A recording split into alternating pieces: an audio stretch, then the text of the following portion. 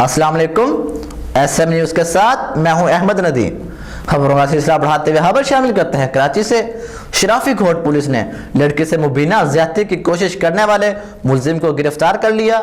इसी हवाले से मज़ीद तफसीलात जानते हैं ब्यूरो चीफ जुल्फ़िकार अली से। जी जुल्फ़िकार, आगाह कीजिएगा।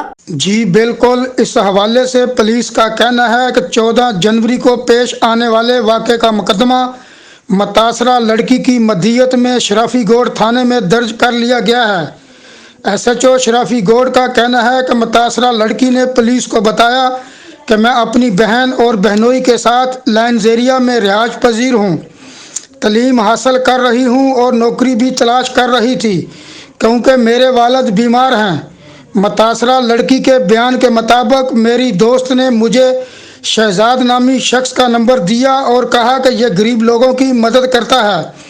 मैंने शहजाद से रब्ता किया तो उसने कहा कि आप दाऊद चरंगी आ जाओ, मैं आपकी मदद करूंगा। लड़की ने पुलिस को बताया कि मैं वहां पहुंची तो उसने एक शख्स को भेजा जो कि मुझे एक घर के पास लेकर गया और कहा कि शहजाद आपका इंतज़ार कर रहा है।